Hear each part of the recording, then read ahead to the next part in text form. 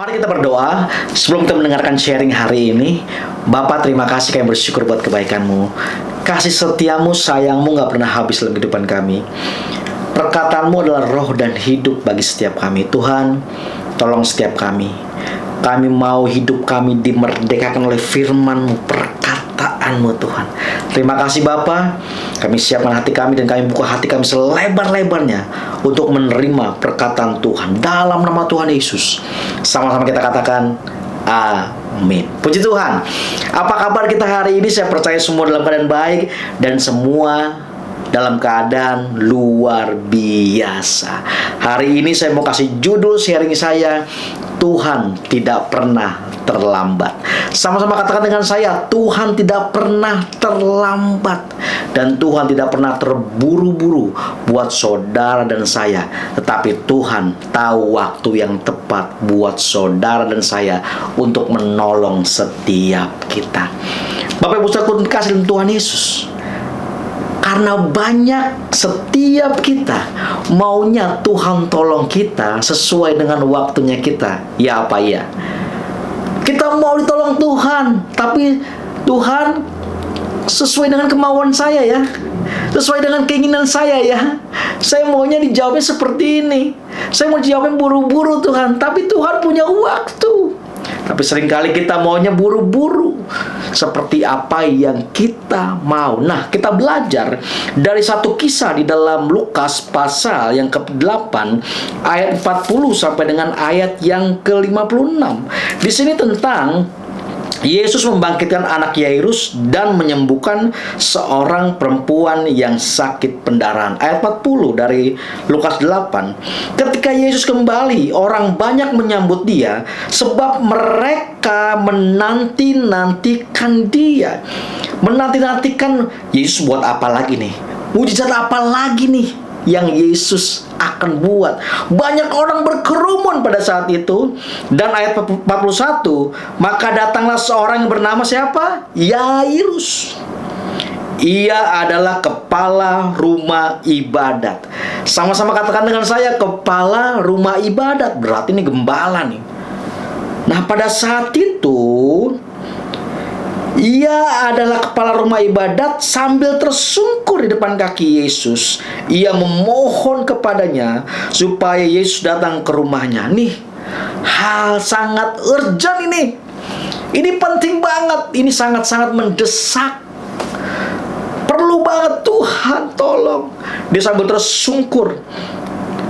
Ini udah memohon-mohon Tuhan. Berarti ini ada hal yang sangat-sangat Yairus perlu dan penting sekali.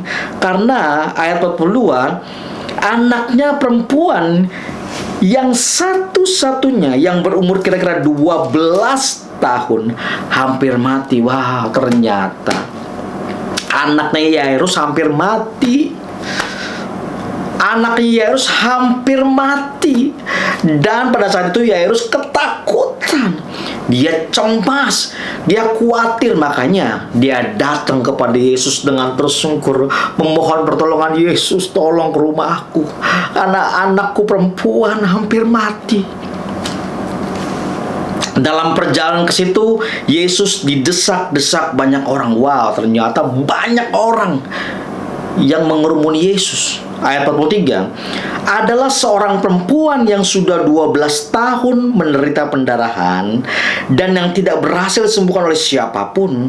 Ia memaju mendekati Yesus dari belakang dan menjamah jubahnya. Seketika itu juga berhentilah pendarahannya. Di saat-saat Yairus merasa ketakutan, merasa cemas, merasa khawatir, merasa gentar, karena dia tahu nih anaknya ini hampir mati, anaknya butuh pertolongan. Di tengah-tengah cerita Yairus ada cerita tentang wanita pendarahan. Sepertinya rasanya seperti ada jeda. Waduh, lama lagi dong. Aduh, lama lagi dong nih untuk menolong anak saya. Waduh, lama lagi nih, gimana nih? Tetapi Yesus menyembuhkan wanita yang pendarahan 12 tahun ini. Kata Yesus ayat 45, "Siapa yang menjamah aku?" Dan karena tidak ada yang mengakuinya, berkatalah Petrus, "Guru, guru, banyak orang mengerumuni dan mendesak engkau."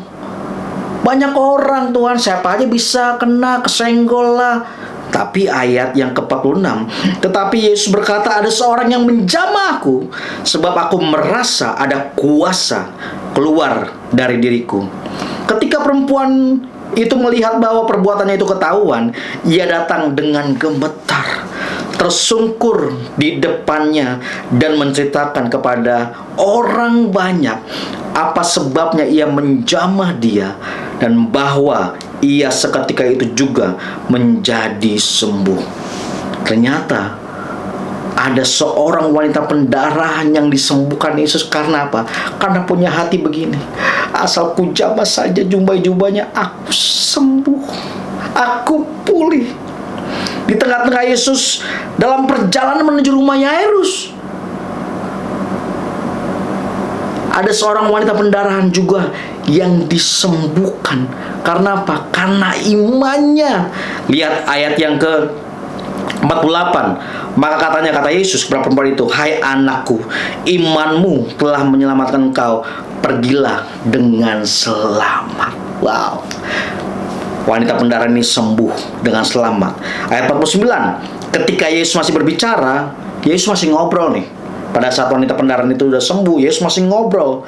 Datanglah seorang dari keluarga kepala rumah ibadat itu dan berkata, "Anakmu sudah mati. Jangan lagi kau menyusahkan guru." Ketika lagi ngobrol Yesus nih dengan wanita pendarahan ini, tiba-tiba ada seorang dari keluarganya juga ngomong, "Udahlah, nggak usah menyusahkan guru. Anakmu sudah mati." Keluarga loh, keluarga yang bilang seperti itu. Nih Yairus lagi ketakutan,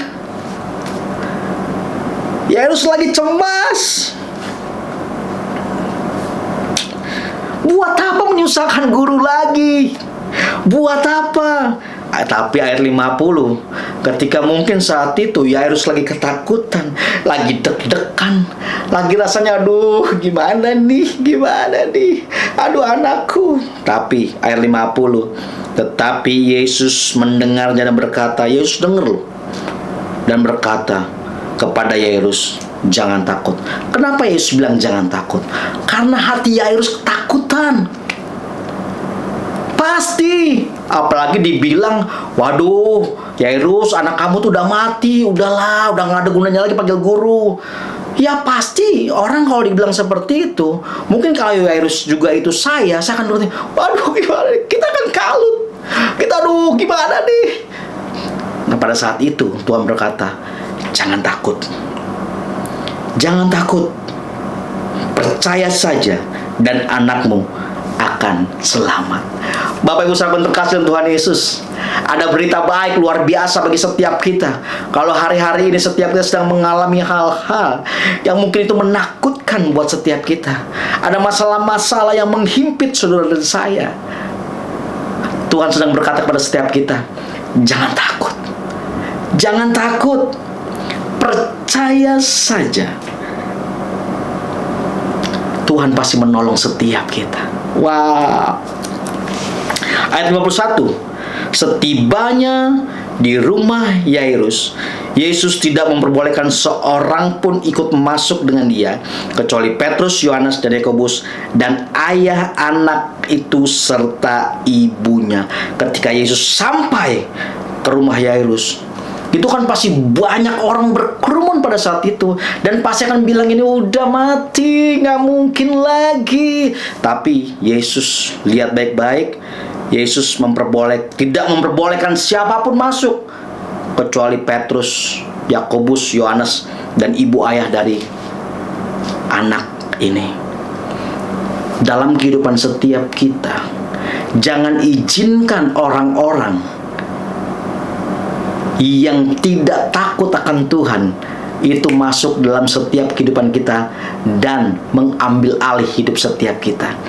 Jangan izinkan orang-orang yang tidak takut akan Tuhan dan kita bergaul dengan mereka sehingga kita akan menjadi sama seperti mereka.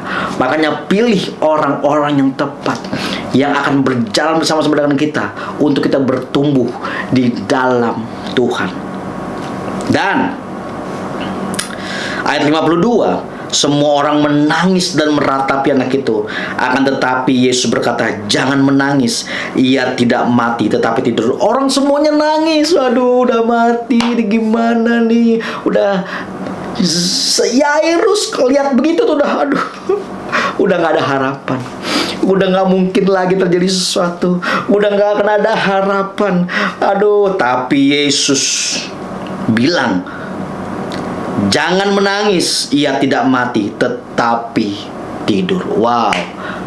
Dan ayat ke-53, mereka menertawakan dia.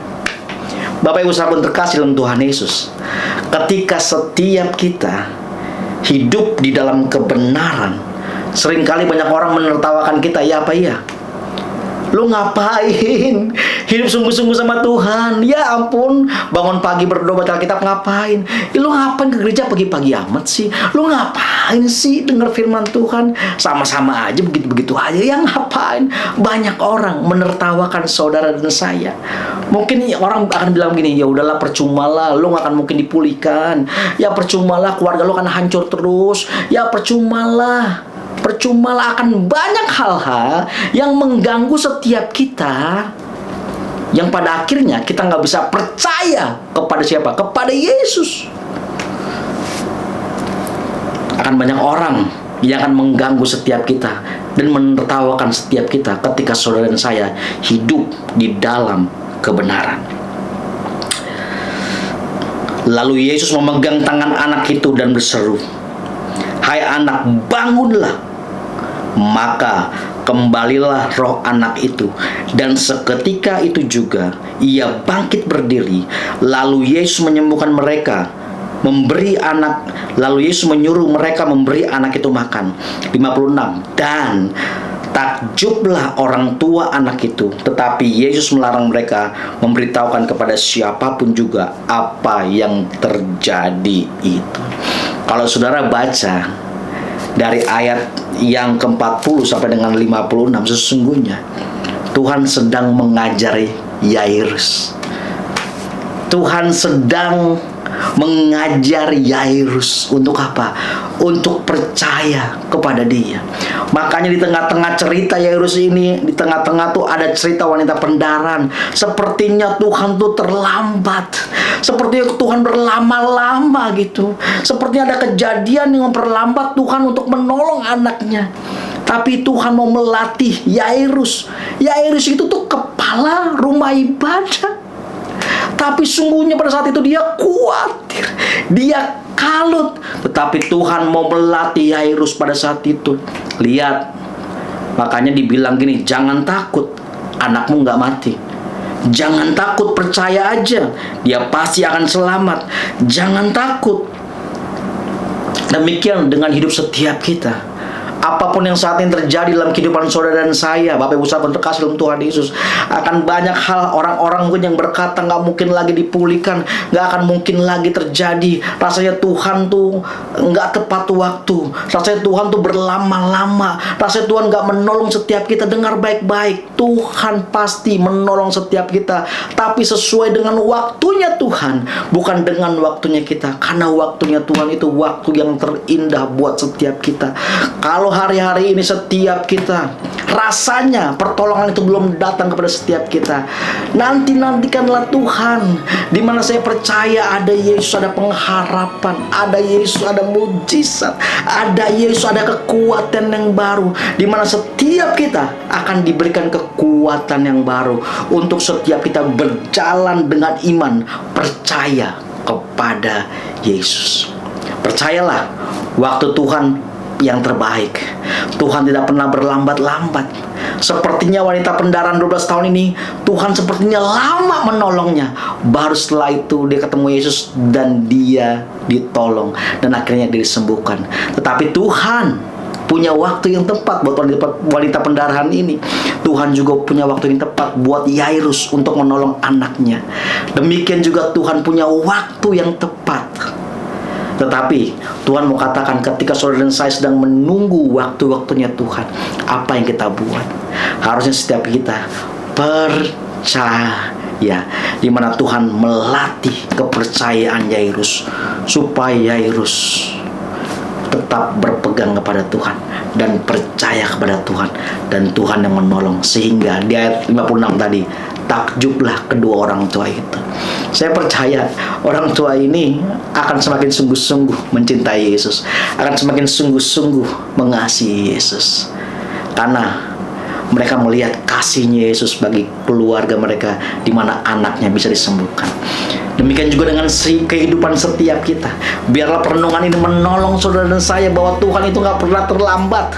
Tuhan tahu waktu yang tepat buat setiap kita. Jangan takut. Saat ini Tuhan sedang bilang buat setiap kita, jangan takut, nak. Jangan takut, percaya saja, aku akan menolongmu. Jangan takut, percaya. Kapan Tuhan? Jangan takut, percaya saja, Tuhan akan menolong. Kapan Tuhan? Jangan takut, percaya saja, Tuhan akan menolong setiap kita. Biar setiap kita tetap semangat, tetap kuat, dan arahkan mata setiap kita kepada Tuhan, dan hiduplah di dalam kebenarannya. Karena Tuhan punya waktu yang tepat untuk menolong saudara dan saya. Mari kita berdoa. Tuhan, terima kasih. Aku bersyukur buat kebaikan-Mu, Tuhan. Terima kasih Tuhan buat pertolongan-Mu, di mana Kau menolong kami kemarin, Kau menolong kami hari ini, dan Kau juga menolong kami ke depan, Tuhan. Aku percaya dengan iman kami, Tuhan. Terima kasih Tuhan Yesus. Ampuni setiap kami, Tuhan, kalau kami gak mempercayai-Mu, Tuhan.